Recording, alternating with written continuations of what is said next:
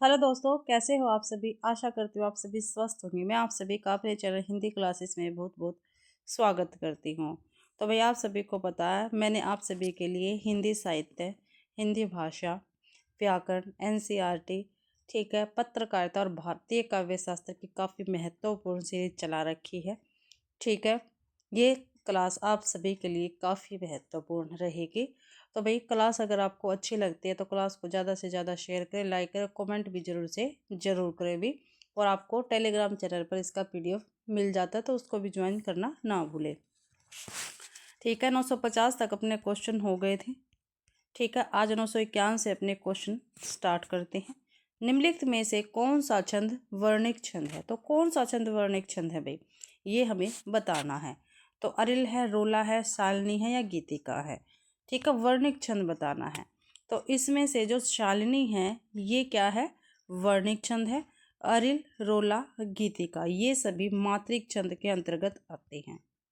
ठीक है, ये ध्यान रखना है। अगला क्वेश्चन है, निम्नलिखित में से कौन सा अर्ध सममात्रिक छंद है। ठीक है, अर्ध सममात्रिक छंद पूछा है, कौन सा है। तो उपेंद्र वर्जा है, दोहा है, इंद्र वर्जा या हरि गीतिका है। जो दोहा छंद है ये अर्ध सममात्रिक छंद है भाई। और जो दोहा है इसका जो प्रथम चरण होता है और तृतीय छंद होता है, प्रथम और तृतीय, इनमें 13 मात्राएं होती हैं। ठीक है, और जो दूसरा और चौथा चरण होता है इसमें 11 मात्रा होती है, ये आपको ध्यान रखना है। अगला क्वेश्चन है, भरत मुनि ने गुणों की संख्या कितनी मानी है। जो भरत मुनि जी है इन्होंने भी गुणों की संख्या कितनी मानी है, 10, 8, 5 या 3। तो भी 10 मानी है। ठीक है, और जो टोटल भाव है उनकी संख्या इन्होंने 49 मानी है। ठीक है, इसमें से भाई जो भरत मुनि जी हैं इन्होंने नाट्य शास्त्र नामक ग्रंथ की रचना की। मैंने कल भी की क्लास में भी आपको बताया था। और जो पंचम वेद है इसकी भी संज्ञा नाट्य शास्त्र को दी है। ठीक है, नाट्य शास्त्र को भी पंचम वेद की संज्ञा दी है, ध्यान रखना, काफ़ी बार पेपर में पूछा गया क्वेश्चन है। ठीक है, और इसमें भरत मुनि ने 10 तो भाई काव्य गुण माने हैं, 10 ही काव्य दोष माने हैं, 4 अलंकार माने हैं। और 4 अलंकार में कौन कौन से अलंकार माने हैं, यमक, उपमा, रूपक और दीपक, ये 4 अलंकार माने हैं। और भाव की संख्या टोटल कितनी माने, पहले ही बताया 49 माने हैं। और रस कितने माने हैं, 8 माने हैं। अगला क्वेश्चन है, को घटिये वृष भानुजा वे हलदर के वीर में शाब्दी व्यंजना है, आर्थी व्यंजना, अभिधा व्यंजना, लक्षणा व्यंजना है। क्या भी को घटिये वृष भानुजा वे हलदर के वीर, तो इसमें भी शाब्दी व्यंजना रहेगी। क्या है, शाब्दी व्यंजना है। और जो व्यंजना है, व्यंजना शब्द शक्ति, इसके ही 2 उदाहरण हैं, एक शाब्दी व्यंजना और दूसरा आर्थी व्यंजना भी। अगला क्वेश्चन है, माधुर्य गुण के संबंध में कौन सा कथन सही नहीं है। यानी जो माधुर्य गुण के संबंध में गलत है वो हमें बताना है। तो देखते हैं इसमें कौन सा गलत है। तो इसमें संयुक्ताक्षर का प्राय अभाव होता, बिल्कुल होता भी माधुर्य गुण में। समास का अभाव होता, ये भी होता है। इसमें हृदय में द्रुति उत्पन्न होती है। इसमें ट वर्ग के व्यंजन रहते हैं, तो ट वर्ग के इसमें व्यंजन नहीं रहते भाई। ट वर्ग के व्यंजनों का इसमें क्या है, अभाव रहता है। तो डी आंसर क्या है, माधुर्य गुण के संबंध में गलत है। अगला क्वेश्चन है, निम्नलिखित में से अर्थालंकार है, तो इसमें से अर्थालंकार कौन सा रहेगा। उत्प्रेक्षा है, यमक है, श्लेष है या अनुप्रास है। जो उत्प्रेक्षा है भाई ये अर्थालंकार है। यमक, अनुप्रास और श्लेष ये सभी शब्दालंकार के अंतर्गत आते हैं।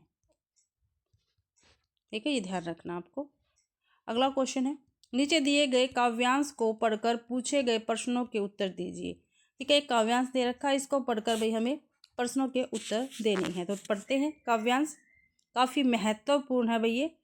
कई दिनों तक चूल्हा रोया, चक्की रही उदास, कई दिनों तक कानी कुतिया सोई उसके पास, कई दिनों तक लगी भीत पर छिपकलियों की गश्त, कई दिनों तक चूहों की भी हालत रही शिकस्त, दाने आए घर के अंदर कई दिनों के बाद, धुआं उठा आंगन से ऊपर कई दिनों के बाद, कोई ने खुजलाई पांखें कई दिनों के बाद। तो ये भाई काफ़ी महत्वपूर्ण पंक्तियाँ और काफ़ी बार पेपर में पूछी गई है। ठीक है, आप मुझे कमेंट में ज़रूर से ज़रूर बताएंगे ये पंक्तियाँ कौन से कवि की है। ठीक है, काफ़ी महत्वपूर्ण पंक्तियां हैं, यहाँ तक काफ़ी बार पूछी गई है और यहाँ तक भी। ठीक है, ये अलग अलग पंक्तियां देके पूछी जाती है। कई दिनों तक चूल्हा रहा रोया, चक्की रही उदास, कई दिनों तक कानी कुतिया सोई उसके पास है। ठीक है, ऐसे करके पूछा जाता है। तो आप मुझे ये बताना है किन की पंक्तियां हैं। कमेंट बॉक्स में आप मुझे जरूर से जरूर इस क्वेश्चन का आंसर देंगे भाई। ठीक है, तो क्वेश्चन आंसर देखते हैं इसके। काव्यांश में आंख चमक उठने का अर्थ क्या है? तो क्या है भाई, हमने ऊपर देखा है, तो क्या है, दिखाई न देना, आश्चर्य या दुख या प्रसन्नता। तो डी आंसर बिल्कुल सही रहेगा। आंख चमक उठने का अर्थ है प्रसन्नता।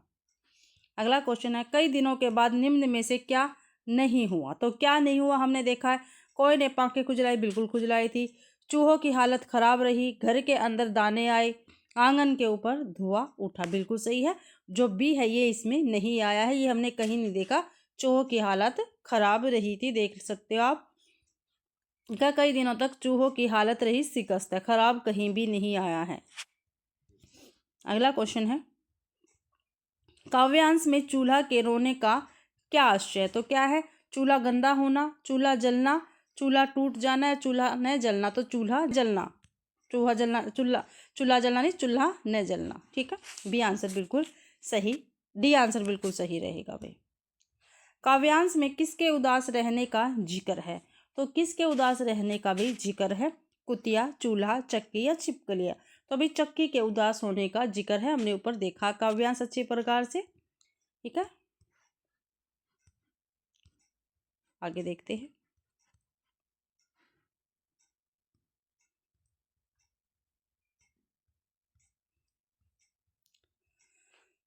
आंगन के ऊपर धुआं उठने का संकेत क्या है भाई?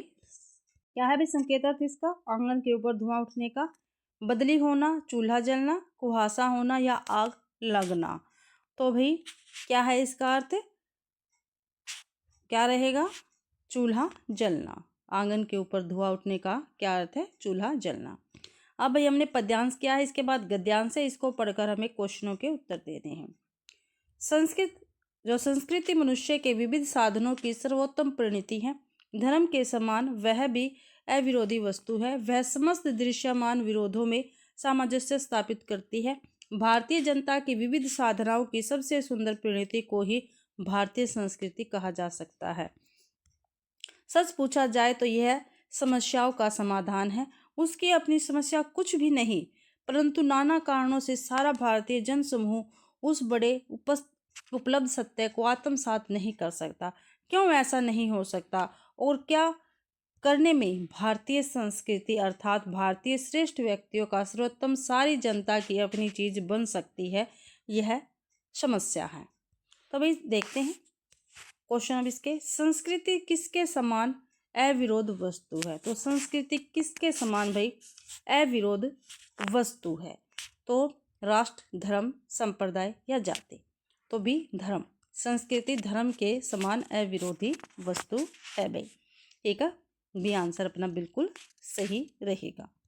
अगला क्वेश्चन है, संस्कृति विरोधों में क्या स्थापित करना चाहती है? तो संस्कृति विरोधों में क्या स्थापित करना चाहती है? सामंजस्य, वैमनस्य, एकता या अनेकता। तो भाई क्या करना चाहती है? तो सामंजस्य स्थापित करना चाहती है, ये आंसर बिल्कुल सही है। अगला क्वेश्चन है, संस्कृति के संदर्भ में कौन सा कथन गलत है? जो गलत है संस्कृति के संदर्भ में हमें बताना। सारे भारतवासियों ने बड़े उपलब्ध सत्य को आत्मसात कर लिया है। आगे देखते हैं, भारतीय संस्कृति यानी भारतीय श्रेष्ठ व्यक्तियों का सर्वोत्तम है, बिल्कुल सही है। यह समस्याओं का समाधान भी बिल्कुल है, इसकी अपनी कोई समस्या नहीं है, बिल्कुल सही है। लेकिन सभी भारतीयों ने क्या है, इसको आत्मसात नहीं कर लिया है, ये आंसर अपना क्या है, गलत रहेगा संस्कृति के संदर्भ में। संस्कृति किसकी सर्वोत्तम परिणति है? तो किसकी सर्वोत्तम परिणति है भाई संस्कृति? भावनाओं की, साधनाओं की, कामनाओं की या वासनाओं की। तो जो भी संस्कृति है, जो संस्कृति है ये साधनाओं की सर्वोत्तम परिणति है। अगला क्वेश्चन है, गद्यांश का सर्वाधिक उपयुक्त शीर्षक होगा। तो क्या होगा भाई? ठीक है, भारतीय संस्कृति की समस्या। ठीक है, भारतीय संस्कृति की देन, भारतीय संस्कृति की विशेषता, भारतीय संस्कृति का महत्व। तो भारतीय संस्कृति की समस्या गद्यांश का सर्वाधिक उपयुक्त शीर्षक रहेगा। आगे फिर एक काव्यांश दे रखा है, इसको पढ़कर हमें फिर से क्वेश्चन आंसरों के उत्तर, प्रश्नों के उत्तर देने हैं भाई। उन्नत रहा होगा कभी जो हो रहा अवनत अभी, जो हो रहा उन्नत अभी अवनत रहा होगा कभी, हंसते प्रथम जो पदम तम पंख में हंसते वही, मुरझे पड़े रहते कुमुद जो अंत में हंसते वही, उन्नति तथा अवनति प्रकृति का नियम एक अखंड, चढ़ता प्रथम जो व्योम में गिरता वही मार्तंड, अतएव अवनति ही हमारी कह रही उन्नति कला, उत्थान ही जिसका नहीं उसका पतन ही क्या भला। क्वेश्चन आंसर देखते हैं। पदम का सही विलोम क्या है? तो फूल है, गुलाब है, पन्ना है या कमल है? तो कमल रहेगा। डी आंसर अपना बिल्कुल सही है। मार्तंडे का आश्चर्य क्या है? मार्तंडे का आश्चर्य क्या है भाई? तो सूर्य है। क्या है? सूर्य रहेगा। तम पंख में कौन सा अलंकार है? तो इसमें भाई रूपक अलंकार रहेगा। तम पंख, जहाँ में क्या है, जो तम है ये तो उपमेय हो गया, ठीक है, और पंख क्या है? उपमान, ठीक है, इस पे इसका निषेध आरोपित है। काव्यांश का मुख्य भाव क्या है? तो काव्यांश का मुख्य भाव क्या है? पश्चाताप, निराशा, हताशा या आशा? तो आशा है भाई। अगला क्वेश्चन है, व्योम किसका पर्यायवाची शब्द है? तो व्योम किसका पर्यायवाची शब्द रहेगा? गगन का, सागर का, धरती का या बादल का? तो भाई गगन का व्योम पर्यायवाची शब्द है। और इसके अकॉर्डिंग गगन के और कौन कौन से पर्यायवाची शब्द है? आकाश हो गया, धो हो गया, ठीक है, अभर, अंबर, नभ, अंतरिक्ष, अनंत, आसमान में। फिर एक गद्यांश है, इसको पढ़ के हमें क्वेश्चनों के उत्तर देने हैं। हिंदी में रीति काल की जितनी निंदा हुई उतनी किसी और काल की नहीं हुई, ये ध्यान रखना है भाई। फिर भी यह ध्यान देने की बात है कि पाश्चात्य जगत में कविता की जो कसौटी आज मान पर पा रही है, उस पर हिंदी के सभी कालों को कसे तो कदाचित रीति काल अन्य सभी कालों से श्रेष्ठ सिद्ध होगा। कौन भाई? रीति काल।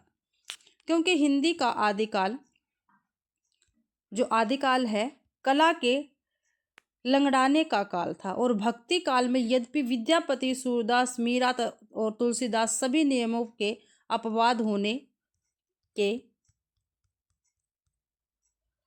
होने के कारण आलोचनाओं की नोक से परे हो जाते, किंतु शेष कवियों के विषय में यह कहा जा सकता कि उन्होंने कला नहीं धर्म और सदाचार की सेवा की है। तो अब इस गद्यांश से हम क्वेश्चन आंसर करेंगे।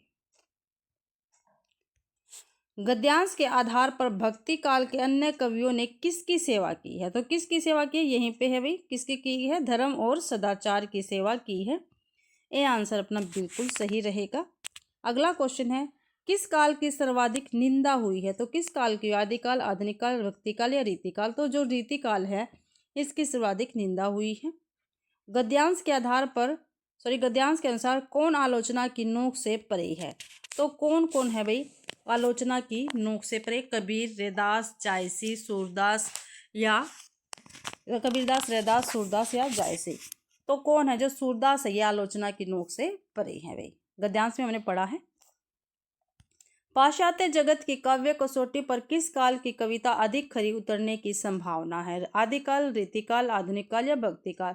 तो रीतिकाल की कविता जो है अधिक खरी उतरने की संभावना है भाई। अगला क्वेश्चन है, कला के लंगड़ाने का काल था, तो कौन सा था? रीतिकाल, आदिकाल, आधुनिक काल या भक्ति काल? तो कला के लड़खड़ाने का काल था भाई आदिकाल। तो इसी के साथ भाई आज की अपनी क्लास कंप्लीट होती है। आज की क्लास में मैंने आपको 26 क्वेश्चन करवाए हैं, क्योंकि भाई 75 क्वेश्चन बनते थे आज हमारी क्लास में, लेकिन एक मैंने एक्स्ट्रा करवा दिया क्योंकि ये गद्यांश से था भी, तो गद्यांश हमने कंप्लीट कर लिया है। ठीक है, आगे क्वेश्चन अगली क्लास में देखेंगे। आशा करती हूँ भाई आप सभी को क्लास पसंद आई होगी। अगर आप सभी को क्लास पसंद आती है तो प्लीज़ क्लास को ज़्यादा से ज़्यादा शेयर करें, लाइक करें और कमेंट भी जरूर करें भाई, और चैनल को भी सब्सक्राइब करें। और PDF आपको पता है टेलीग्राम चैनल पर मिल जाता है, तो उसको भी ज्वाइन करना ना भूलें। आप सभी का क्लास देखने के लिए बहुत बहुत धन्यवाद।